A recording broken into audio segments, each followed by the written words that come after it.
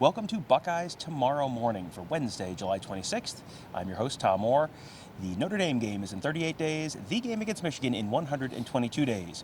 We're here at Big Ten Media Days. I'm here with Marcus Hartman of the Dayton Daily News. I want to talk about all the stuff we heard at day one of Big Ten Media Days. And Marcus, a lot of the day was kind of like, okay, it's all right, it's fine. And the last interview of the day was Jim Harbaugh. And the last question Jim Harbaugh was asked was like, oh, that's the best thing I've heard all day. And all he said was no comment. But here's what he was asked. Doug Lesmerises of Cleveland.com asked him about his relationship with Ryan Day, which is, I think, there have been indications it's maybe been a little frosty behind the scenes. And he kind of gave a cordial answer about, we're all, when we're playing, we're trying to beat each other. But when we're at the Heisman, it's cordial and all that. And then Doug asked him, so when you talked last year after the win over Ohio State about people who are standing on third and think they hit a triple, but they really were, kind of born on third base, basically, was that a reference to Ryan Day? And Jim Harbaugh paused for a second, said no comment, paused again, smiled, tapped the table, and that was the end of the interview. He was pretty much done with his time at that point. That was going to be the last question. It was definitely the last question after he said that. So we've heard Jim Harbaugh's version of the relationship between Jim Harbaugh and Ryan Day. How do you think the relationship between Jim Harbaugh and Ryan Day is? Well, it is hard to separate sometimes the things that you hear and are reported from what Ryan Day might actually think, but I don't think he's ever tried to act like he wants to be Harbaugh's best friend whenever they talk whenever it does come up anyway. So I know he gave no comment, I think, whenever we asked him about it in December. And so, it's fair to assume that they don't have similar personalities at all. And when one guy goes about insulting the other one, it's probably not going to be a very good relationship. It is kind of fun. I know last November was not a lot of fun for Ohio State fans. It is kind of fun to have a little bit of spunky Michigan back and not, just sort of sad, defeated Michigan. And it feels like this is a little bit of a first opportunity for a lot of people who are maybe a little younger and don't remember the 90s to really experience this is the Ohio State-Michigan rivalry is now not just one team punching the other in the head for 60 minutes every November. There's actually this is a rivalry. There's some bad blood. This is kind of fun again. Yeah, for sure. I always said to people, they worry about the health of the rivalry. I said, well, maybe once it gets back to even, then you can worry about the health of the rivalry. But obviously that was probably not going to be realistic. So now, yeah, exactly like you said, we're seeing what it has been like in the past with the current flavor of the way everything is, with video being accessible for everything all the time.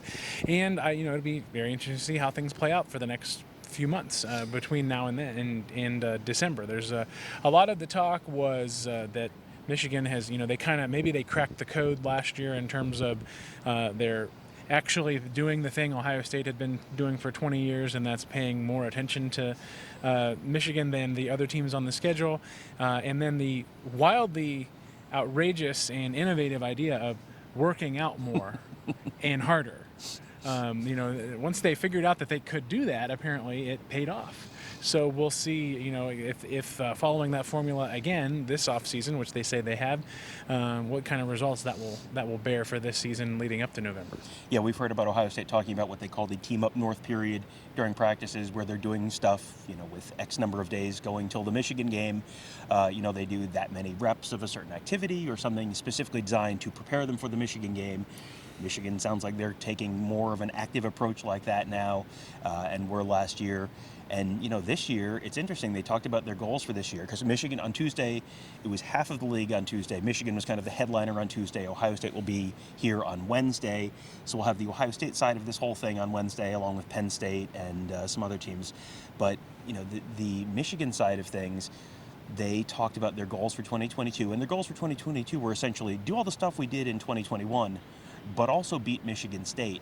And, if you talk to guys, I know you talked to Eric All, the tight end, who's from Fairfield, Ohio. But, I was there with Cade McNamara, the quarterback. He talked about Michigan State and Michigan State kind of being a focus. It seems like, I think they feel like, okay, you've kind of crossed Ohio State off the list. Now you gotta try and beat Ohio State and Michigan State in the same season. That's like their big focus now for this upcoming year. Yeah, I'm going to be I thought this after the game last year in the immediate aftermath, because McNamara got up there and I think he literally said, well, now we know how to do it, so now we just have to do it again. And and he was partly referring to the off-season stuff and things like that, which is legitimate. Because I think Michigan's had an S&C problem for many years, and you saw it play out there in a lot of those games. But it'll be interesting to see if that really is there is a new mindset that they can take into the offseason and have more productive off seasons. I mean, that's one of the things that at Ohio State, Urban Meyer turned Ohio State from a 6-win team into a 12-win team and 11-12 because, for one thing, they had a much better off-season program. So there's something to all that stuff.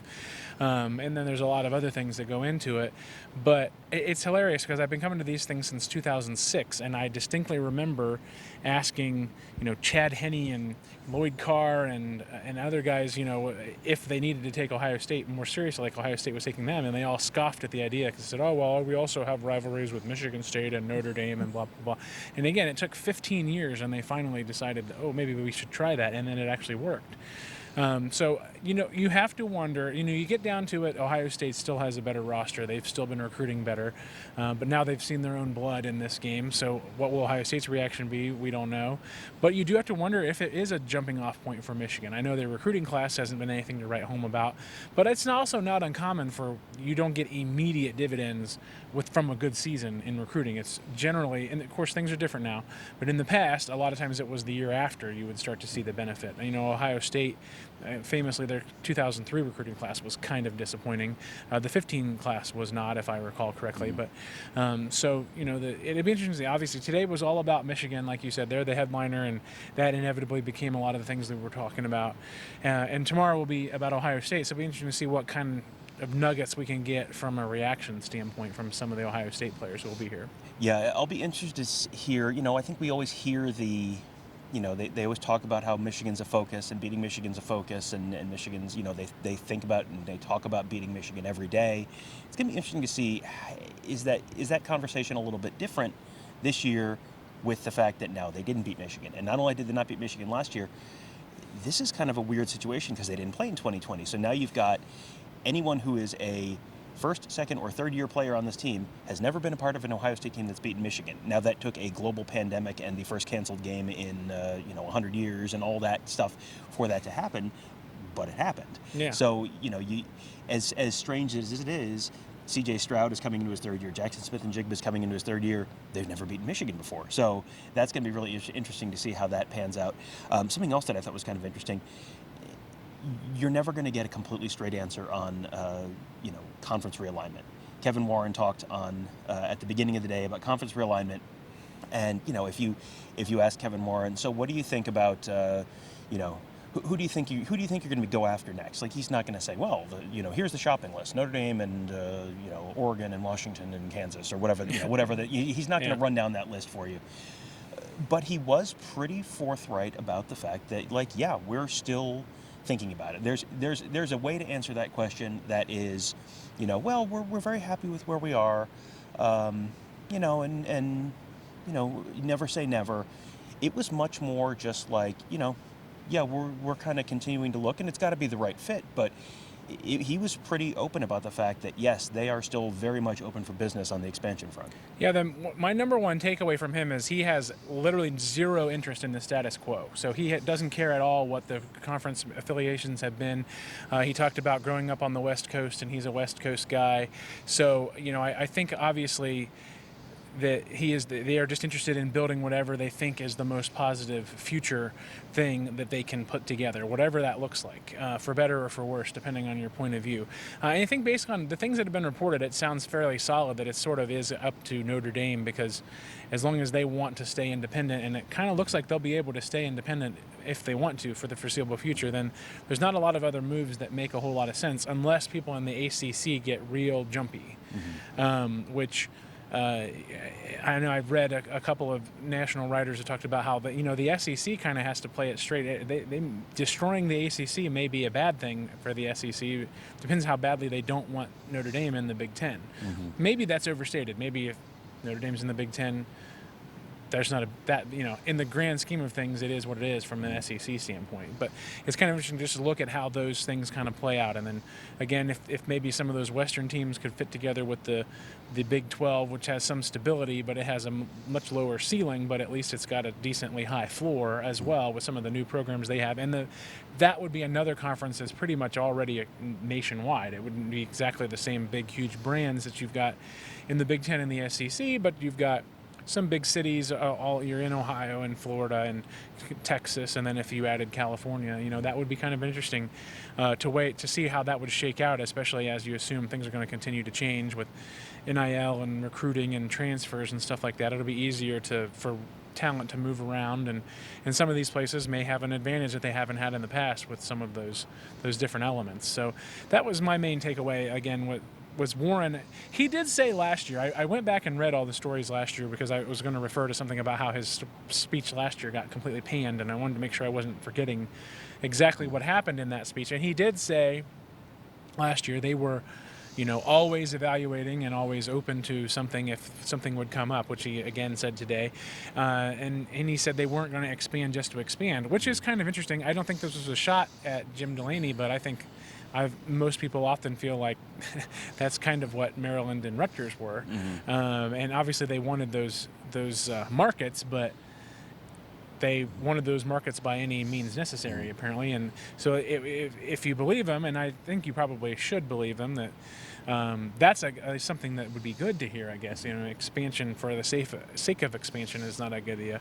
At the same time, you also had, I know Kirk Ferentz was over talking about he's worried about the way things are going and wants the rivalries to be protected, and maybe things shouldn't change too much. And I think Pat Fitzgerald was kind of in the same boat with that kind of thing too. So it'd be interesting to see, a lot of these things are just done by inertia. It really doesn't matter what one person thinks. Sometimes I think a lot of these moves, I'm not sure anybody really is on board with them. It just, they create the idea that, oh, no, this is just the thing that makes sense, so we have to do it. They go, oh, well, if it makes sense, then we have to do it. And then we end up with all these things that maybe nobody's even that thrilled about. Yeah, and, Warren was not real interested in talking about numbers. He was asked about kind of like a ballpark idea on what's your new TV deal going to be worth, because the new TV deal, it sounded like, is coming very soon. That announcement is he talked about Fox and they're wonderful TV partners, Fox and BTN, and there's going to be some other stuff coming soon, but they're not ready to announce it yet. But, TV's driving kind of all of this stuff. He didn't want to talk about numbers with the TV thing. He didn't, I don't think he wanted to talk about, specifics on the next teams coming in. But one thing he did talk about, and this was sort of like indirectly, he talked about how we're sort of at a moment in time right now, and he talked about like a 5-year window, basically, where he thinks a lot of this stuff is going to be settled, which 5 years sounds like a long time right now. But if you really think about it, USC and UCLA aren't coming into the conference until 2024. So the teams that are already done are 2 years out. Mm-hmm. So if you're talking about a Notre Dame, if you're talking about one of the some of the Pac-12 schools, some of the ACC schools, whoever it ends up being, this might not be this week, but you're also not talking about 2035 anymore. You're not. This does not sound like they're talking about waiting for the ACC grant of rights to expire in the mid-2030s. Right. It sounds like this is, on a geological timescale, this is a blink of an eye. I'm sure to people it feels like that's 5 years. That's a long time. But if 5 years from now Notre Dame and North Carolina and whoever else is in the Big Ten, that's going to be. Number one, that's going to be a pretty big change. And number two, that's probably also going to be a pretty good indication that major, continent shifting changes have happened in the sport, where you probably are talking about just 2 super conferences at that point. And then what does that mean for the future of the sport? And that could be coming maybe sooner than we think. Well, yeah, I think obviously the 5-year window, you can't really quibble with that, because you do, like you just said, there's basically a 3-year window where nothing's going to be the same from one year to the next with the other teams that have already agreed to change leagues, and obviously uncertainty. The Pac-12 is dead as far as they're not going to live on as the Pac-12. They're not just going to add two secondary brands. I don't think that doesn't make any sense at all to me. The ACC is only together because of their grain of rights thing, which I still think I'm married to a lawyer, so I'm very optimistic that someone lawyer is willing to come along and break that up at some point. I don't see that as being, if that's the only hurdle, somehow or another they'll get around that. So I think the question becomes, because we've also at the same time, you have Gene Smith has mentioned that he would be interested in like in kind of a different governing model, but maybe it would still have around the same number of power conference teams. That versus if there's like 30 teams, those are major differences to me. I think if something evolved to the point where you did have a handful of major leagues that are just consolidated a little bit, but you still had kind of Division I together the way it has always been, I think that maybe that wouldn't necessarily be the end of the world. I think if you do have like an NFL light, I think that would have way more negatives than positives, and I also just don't think it would work in the long run. Well, that is, we're not going to solve the 5-year away problem today, but there was, I think, a lot to come away with from day one of Big Ten Media Days, and there's going to be even more to come away with on day 2. Mentioned Ohio State, of course, Ryan Day. Not Justin Fields, C.J. Stroud. Justin Fields talked in Chicago on Tuesday. He will not be in Indianapolis on Wednesday. C.J. Stroud, Jackson Smith and Jigba, Ronnie Hickman, they will all be here to answer questions, get to talk to all those guys for an hour each, which will be a lot of fun. This is a great chance to really dive in and get a bunch of questions answered that you really can't get answered pretty much any other time of year. So that should be a lot of fun. We will have a whole bunch of coverage of that coming up Wednesday. Other teams here on Wednesday, Rutgers, Penn State, Michigan State, going to get to talk to Mel Tucker. That should be a lot of fun. Purdue, Wisconsin. I'm looking down the wall. Oh, Brett Bielema. Brett Bielema is here on Wednesday. Yeah. Get to talk to Bert. That's always fun, always a thrill. So we'll have complete coverage of that on Wednesday. And but for now, thank you guys for joining us. Have a great day. We'll talk to you tomorrow.